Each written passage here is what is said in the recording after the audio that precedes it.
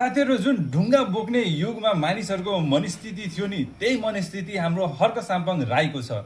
प्रतिनिधि सभा बैठकमा चाहिँ एउटा कुरा पनि नसुनिदिने सभामुखको र आफ्नै कुरा गरिराख्ने पनि जनताहरूको समस्या उठाउने होइन, प्रधानमन्त्रीजीकै पछि लागिराख्ने यो हर्क साम्पाङ प्रतिनिधि सभा बैठकमा यस्तो बिहेभ गर्छ। प्रतिनिधि सभाको बैठकलाई यसरी बहिष्कार गरेको हेरेर मलाई यति धेरै रिस उठेको छ कि झन् उहाँलाई भोट दिने मान्छेहरूलाई चाहिँ कति रिस उठेको होला त।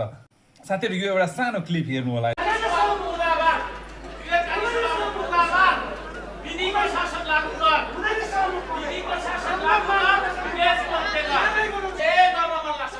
मान्य सदस्य हर्क साम्पाङ, यो हर्कराज राई, यो सदन हो, यो प्रतिनिधि सभाको उच्च एउटा यो सभा हो।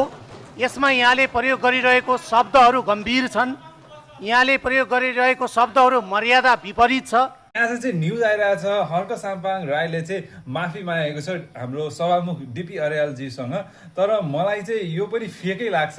जसरी हर्क साम्पाङ राईले भन्छन्, मैले चाहिँ अहिलेसम्म चिट काटेकै छुइनँ, फाइनको पैसा नै तिरेको छुइनँ, अनि यो चिटमा चाहिँ मेरो नाम कसरी आयो, कसले चाहिँ मेरो लागि त्यो पैसा तिर्दियो भनेर जसरी सफेद झुट बोल्दै हुनुहुन्छ, त्यसै गरी अहिले चाहिँ अब यो माफीनामा पनि फेक हो कि उहाँले आफ्नो मनबाट माफी मागेको जस्तो त मलाई लाग्दैन।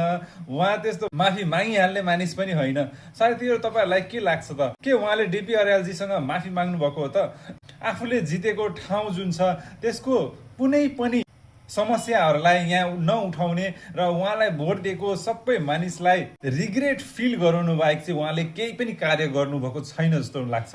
तपाईहरुले के भन्नुहुन्छ साथीहरु? कमेन्ट सेक्सनमा गएर कमेन्ट गर्न चाहिँ नबिर्सिनु होला।